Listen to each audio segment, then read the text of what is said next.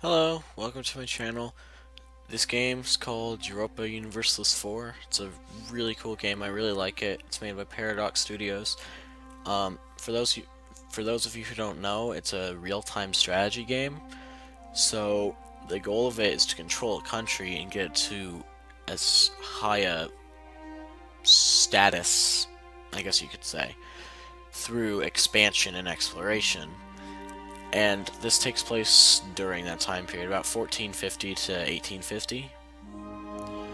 So you just get to control a nation, and I really like it. It's really fun. Paradox is a great studio. They're Swedish gaming company. So they created other games. I know right now they're coming out with two new ones. I think in 2015. Where you get to play sort of like a roleplay game where you get to play mages and warriors in a not medieval, in a mystical fantasy world. Then another one is actually a World War II version of this where you control a nation and you try to win the war. So I'll explain more about the game as we go in, but right now let's start. Okay, so I got Iron Man mode checked because I don't want to cheat. There's no cheating. There's different map modes you can pick from just to look around. The terrain map mode shows you all the different terrains, and those give you different modifiers and such, which I'll explain later when I get to that kind of stuff. I like playing in the political map mode because it's really colorful. It's a cool little map of everything, as you can see. And you can see this game incorporates the whole world. See, North America, South America.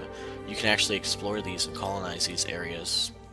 So, I'm going to start off by clicking Random Nation. Random Nation, there it is. I'm going to start in 1444 like you usually do. That way no nation's got like a huge advantage other than maybe the Ottomans. But let's see what I get.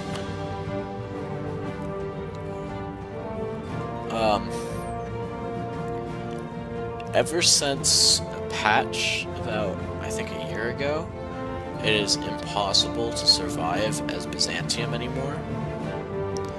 So, that's very rough. I think I'm gonna try again. These guys are an interesting tribe. The Kwanu, yeah. Someone's probably gonna get the pronunciation. The whole goal here would be to try to expand to these smaller nations before the Ottomans can crush you, and try to get an alliance with the Ottomans so that you can take over these guys. So I'm gonna try it. No matter. Sunni. Okay. I'm sorry, guys. Someone's calling me, so I'll be right back with you. Hello, I'm back. Sorry about that little interruption. I had to go do things. Well, now just name your file. Just copy save from the cloud. Or I can save it to local. So I tried that. So yeah, but our name just gonna do that. QQ. All into QQs. Oh, I didn't know you could colonize Australia. I should do that one of these days. Well, we got political. I like political better. And straight off the bat, we have an Armenian revolt risk. I wonder why. So I'm gonna do. I can't get the free leader then. Well, 10%'s really bad for someone like me. So I'm just gonna harsh treat it. That 10%'s gone. National decisions. Deduction. Ruler has. Oh, that's cool. -1 revolt risk. So revolts, self-explanatory. When your nation's angry at you, they revolt and they want to kill you, which is bad. So there's Turkish patriots that want to go to the Ottomans. There's the Armenians, this one county here that wants to be a state. And then, what was the last one? There's my peasants who thinks one peasant thinks I'm charging too much for taxes. But that one peasant can be my ruin. I start off losing money. because my army maintenance is more than what the land is worth. That's nice. Oh wait, I'm not starting off losing money. What's it saying? I don't even know. Okay. Total income, total expenses, that's positive. I'm okay with it. Not by much. Religious unity. Remove who from the map?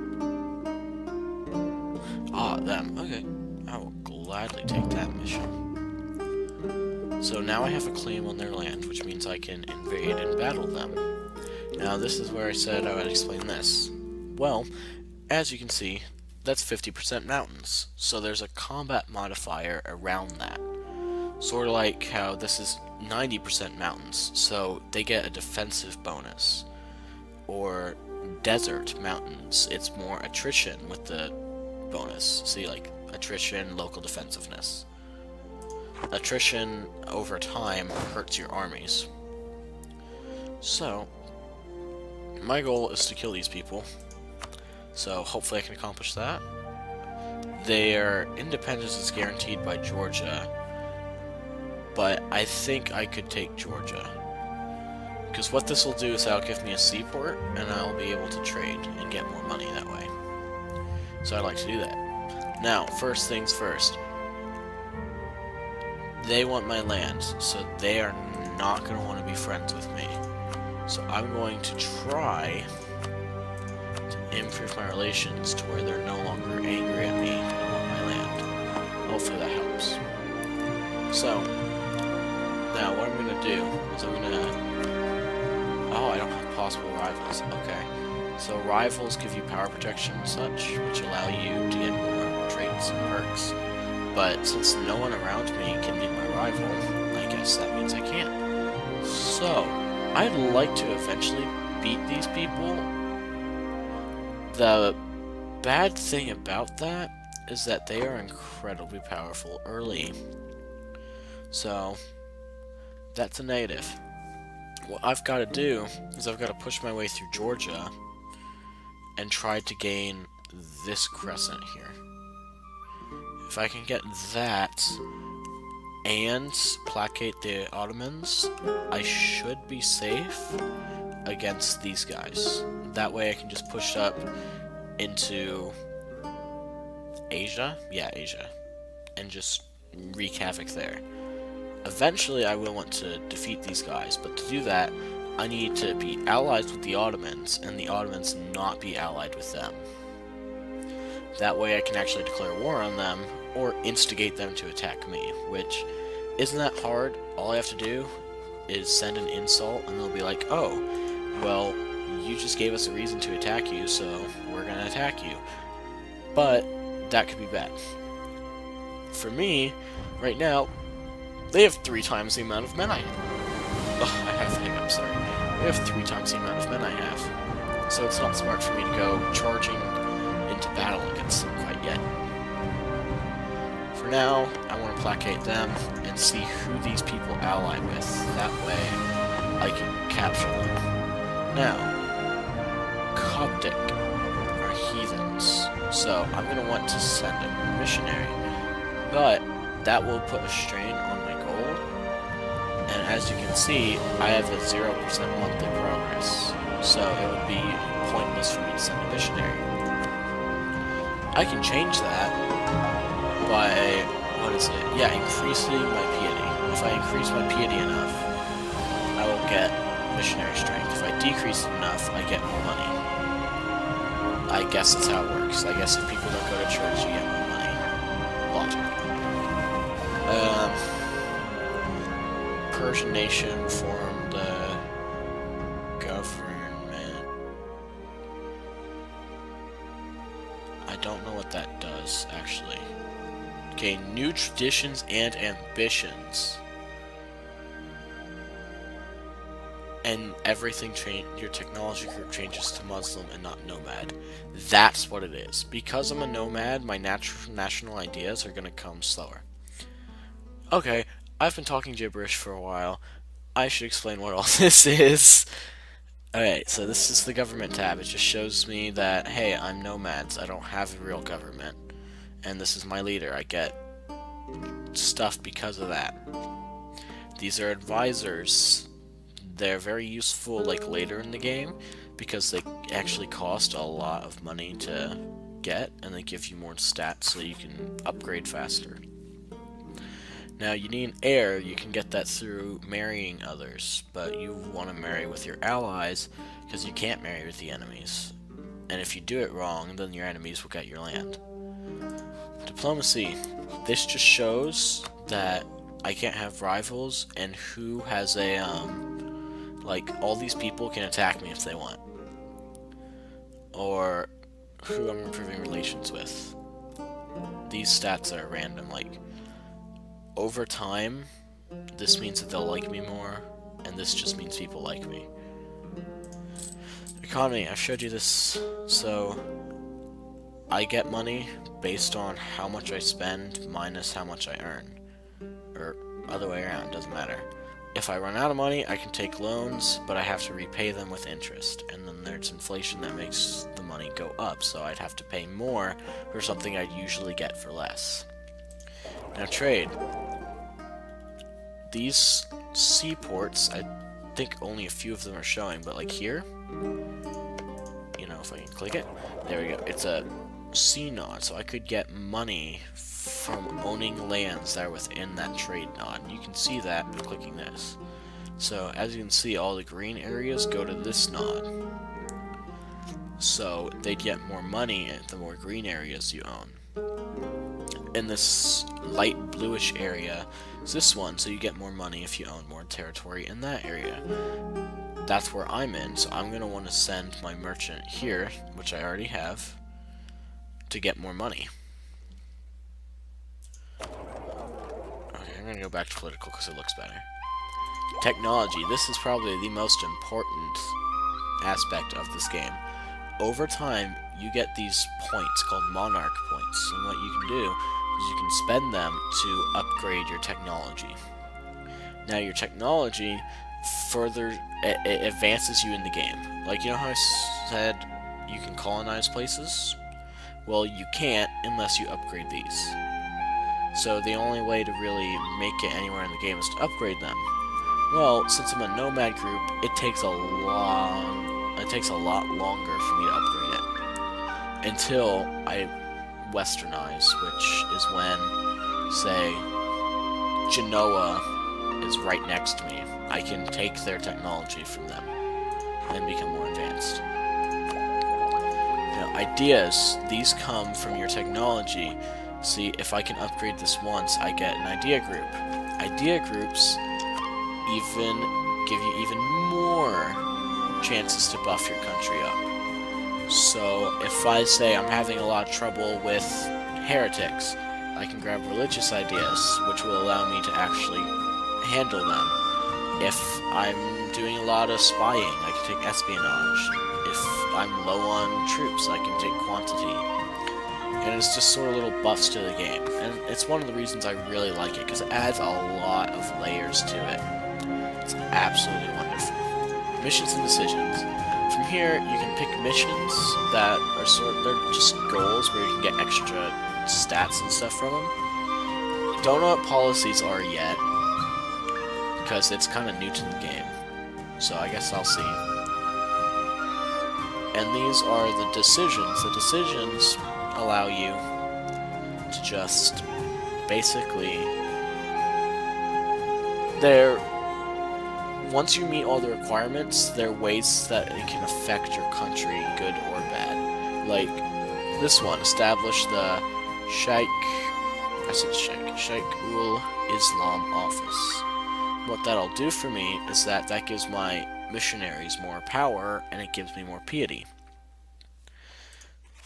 These are basically the stats that affect the people in your country. So rebels, impossible rebels. What? What? Okay. Rebels break the country. What that means is that you lose everything because the rebels decide to conquer every piece of land you own. Stability, it's this number right here. Stability gives you stats, but if it's negative, it takes away stats. So those are really it's really good to keep it at 0 and 1, because once you get up to 3, it increases the chance that something will happen that will reduce your stability. War exhaustion. Well, the longer you're at war with someone, the more exhaustion you get. So that has a negative effect on your country, because they're like, I'm tired of this, we should stop fighting. And then they want to revolt against you, and it all plays together. Expansion's colonizing, which I won't be able to do from here unless I go this way. But I don't think I can do that yet. Religion. Right now I'm Sunni, and that gives me certain stats as well. Toleration is just how well you treat certain countries. So like this country, I would treat poorly because they're heretics to me. And military are where I get my generals. I can make my leader a general. Those are little stats for combat. And my type of troops. Now, this is sounding like a tutorial, probably because it's just understanding it. So like when I say something like, oh, I'm losing money because my maintenance is high, then you guys will know what I'm talking about. So I'm sorry for the long lecture. That was, I don't know if y'all heard that. I guess we'll see. But let's get started. We haven't really done anything yet other than just basic starting stuff. So let's get started. I like to play at 3 speed when at peace because it just makes it go faster. And the Ottomans entered a thing with Crimea, which is expected. It's very much expected. So I'm getting an alliance off of the Gold War. That will help me. I know I said I want to conquer them, but when my monarch dies, I'm pretty sure the alliance dies with it. So I can use these people to my advantage to help me conquer Georgia. So this is my ultimate. This is not my ultimate. This is my near short-term goal. Short-term goal is Georgia. Immediate goal is that one. Railways. There we go. That'll increase my air, improve relations, stuff like that. And now I just wait for my powers to increase so that I can get stuff. My con. We have been warned not to go to war with any countries. So what that means is that if I go to war with a country, they will support them in that war.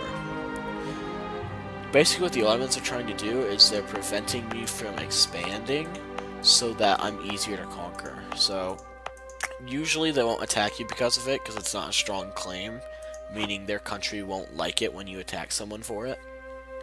But they're the Ottomans, they don't care, because they're the Ottomans, and they're very annoying to deal with. So yeah. Oh yeah, they want all of my land. And then since we have a border, it makes it less likely for us to be friends. But I'll get there. I'll make friends. So, immediately I have a revolt risk. It's a low one, so I'm not going to worry about it too much.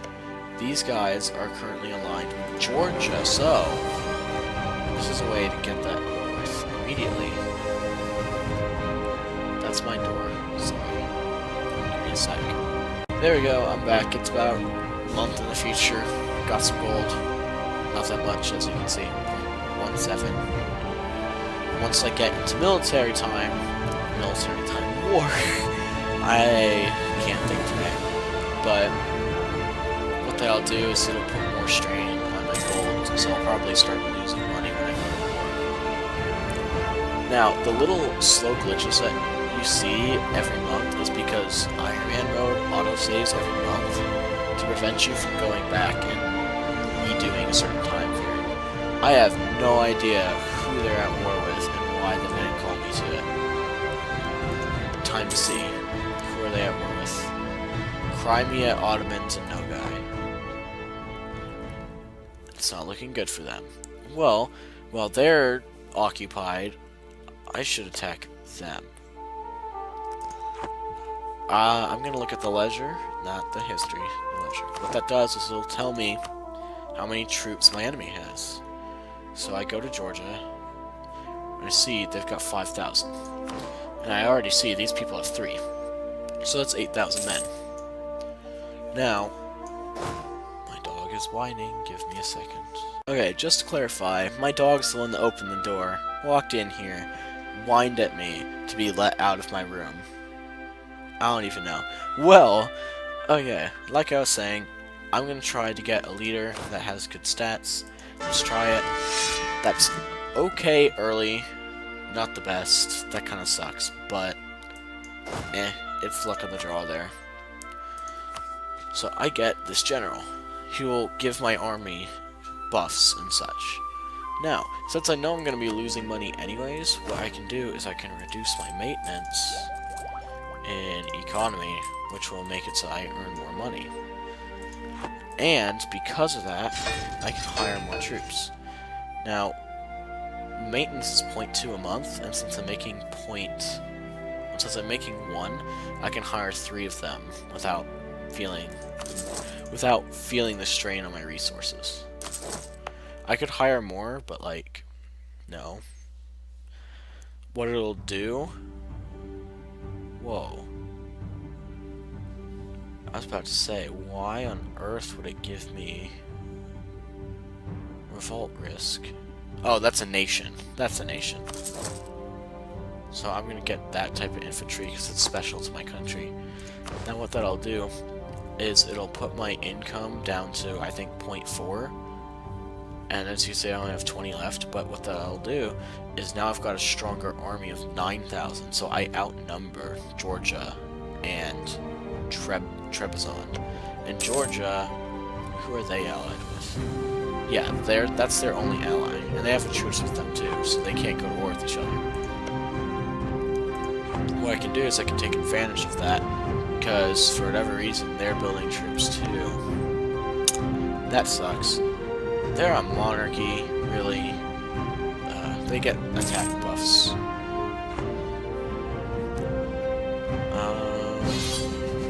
A call to arms is requesting that you come to their aid in multiple conflicts.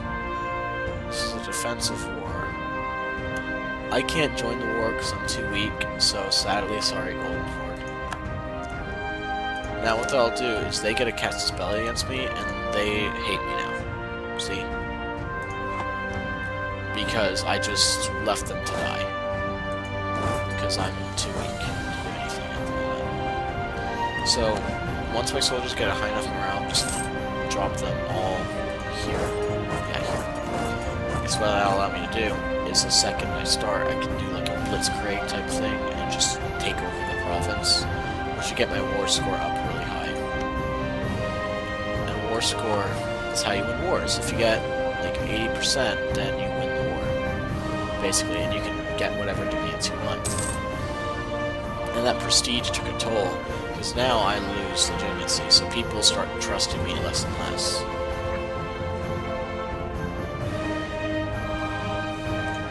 Okay, so I'm gonna try this. If it fails, then, well, that's the end of the video, isn't it? But we shall see. Every year it does like an official autosave, the other ones are just like mini saves to prevent you from jumping back. So it's got like a little 1 second delay. This tab just gives me a ton of useful information. I can drop it or not, whatever I want. But since I've now got all of my troops in one spot, I'm going to merge them so that they're stronger. Pause the game. And they're still just allied with Georgia. Let's see how this works. I can do a tribal conquest, which is... oh, cool, that'll increase my piety too. The Golden Horde hates me, and they're like, no, sorry. So I don't have any alliances. I should be able to handle this on my own. Before I do it, though, I want to increase my maintenance so that when I go to war, my soldiers aren't, like, weak and tired, and they're just like, we don't want to fight. But that's probably not going to be too big of a problem. Religious unity does that too.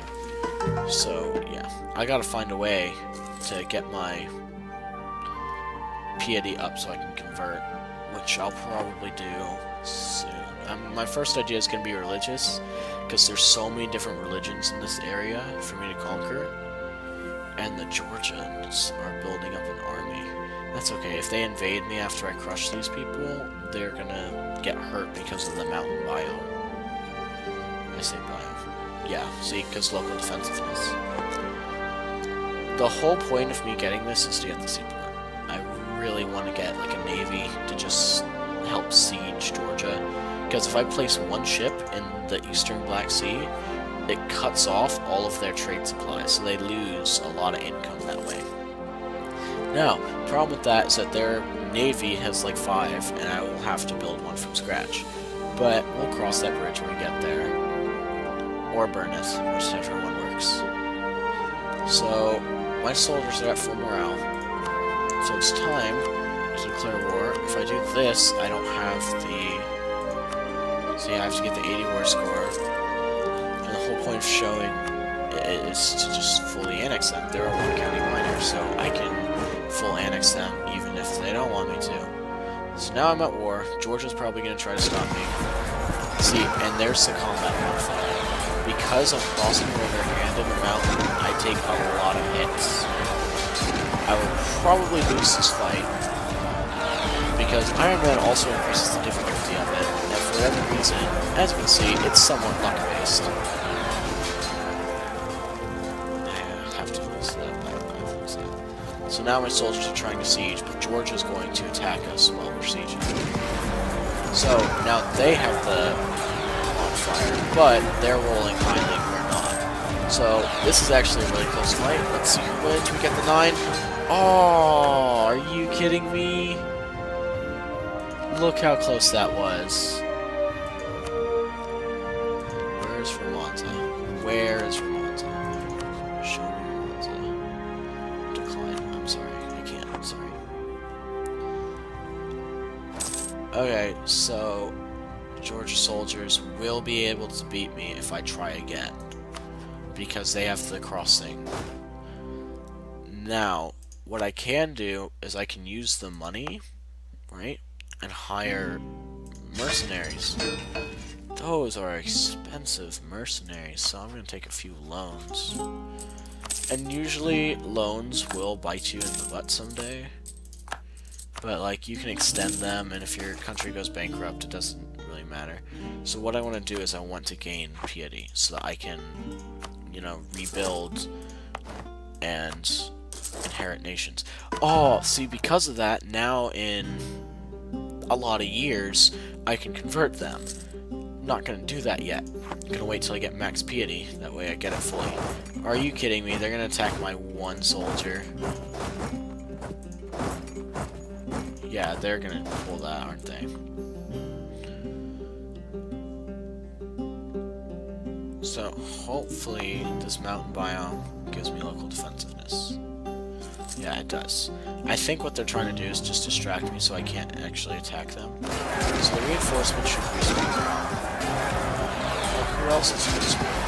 Oh, that's the actual army. So, I think I won this battle, because I'm rolling really badly. Yeah, I lost this war. Because of some really bad rolls. That sucks. So, let's see. How are the Ottomans' opinion of me looking? Relations. Or dynastic. That sucks. I'll just maintain the diplomat then. Come on, I believe in you. And, yeah, that just completely went down.